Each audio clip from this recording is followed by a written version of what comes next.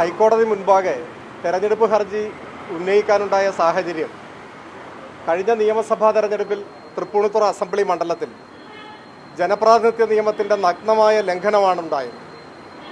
തെരഞ്ഞെടുപ്പ് ജനവിധി അട്ടിമറിക്കപ്പെടുകയാണ് ചെയ്തത്. ആ പശ്ചാത്തലത്തിലാണ് ഹൈക്കോടതിയെ സമീപിച്ചത്.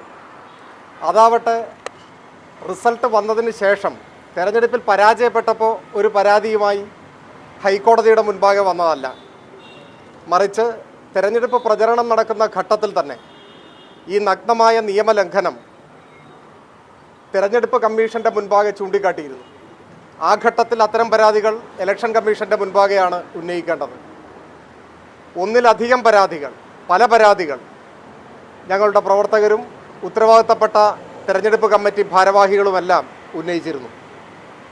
വ്യവസ്ഥാപിതമായ മാർഗത്തിൽ കൊടുത്ത അത്തരം പരാതികൾ തെരഞ്ഞെടുപ്പ് കമ്മീഷൻ പരിശോധിക്കുകയും ആ പരാതികൾ അടിസ്ഥാനമുള്ളതാണ് എന്ന് കണ്ടെത്തി UDFൻ്റെ പ്രചരണങ്ങൾ നീക്കം ചെയ്യുകയും ചെയ്തിരുന്നു.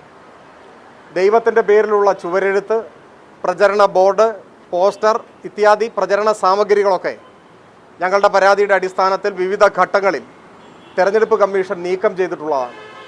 ആ വിവരം ഞങ്ങളെ അറിയിക്കുകയും ചെയ്തിട്ടുള്ളതാണ്. അതിൻ്റെയൊക്കെ തുടർച്ച എന്ന നിലയിലാണ് തെരഞ്ഞെടുപ്പ് റിസൾട്ട് വന്നതിന് ശേഷം ഹൈക്കോടതിയുടെ മുൻപാകെ ഞങ്ങൾ തെരഞ്ഞെടുപ്പ് പരാതിയായി ഉന്നയിച്ചത്. എല്ലാ തെളിവുകളും കോടതിയുടെ മുൻപാകെ ഞങ്ങൾ കൊണ്ടുവന്നതാണ്, കോടതിയെ ബോധ്യപ്പെടുത്താൻ ശ്രമിച്ചതാണ്. പക്ഷേ വിധി മറിച്ചാണ് ഉണ്ടായത്. ഈ വിധി വളരെ വിചിത്രമായിട്ടുള്ള ഒരു വിധിയാണ്. ഇത് ജനാധിപത്യത്തെ ശക്തിപ്പെടുത്തുന്ന ഒരു വിധിയല്ല. ഒരു കേസിലെ ജയപരാജയമൊന്നും ഒരു പ്രശ്നമേ അല്ല. അല്ലെങ്കിൽ ഈ കേസിലൂടെ വിജയിച്ച് നിയമസഭാംഗമാവുക എന്നതൊന്നുമല്ല ഇതിൻ്റെ ആത്യന്തികമായ കേന്ദ്ര പ്രശ്നം. അത് ജനാധിപത്യത്തെ ദുർബലപ്പെടുത്തുന്ന, ജനാധിപത്യം അട്ടിമറിക്കപ്പെടുന്ന നഗ്നമായ നിയമലംഘനങ്ങൾ തടയപ്പെടേണ്ടതുണ്ട് എന്ന ബോധ്യമാണ്. പക്ഷേ ഈ വിധി തെറ്റായ ഒരു സന്ദേശം നമ്മുടെ സമൂഹത്തിന് പകർന്നു നൽകും. പ്രത്യേകിച്ചൊരു തെരഞ്ഞെടുപ്പിൻ്റെ ഉച്ചസ്ഥായിയിലാണ് ഈ വിധിയും പുറത്തു വരുന്നത്. ഈ വിധി തെറ്റായ കീഴ്വഴക്കങ്ങൾ സൃഷ്ടിക്കുമോ എന്ന് ആശങ്കപ്പെടേണ്ടതുണ്ട്.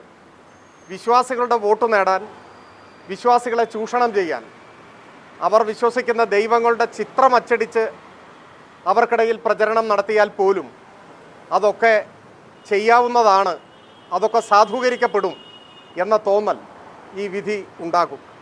അതുകൊണ്ട് തന്നെ ഈ വിധി ചോദ്യം ചെയ്യപ്പെടേണ്ടതാണ് എന്നാണ് ഈ ഘട്ടത്തിൽ ഞാൻ വിചാരിക്കുന്നത്.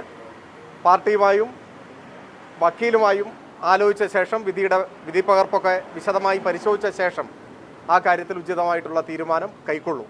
ഇത്രയുമാണ് ഈ ഘട്ടത്തിൽ പറയാനുള്ളത്.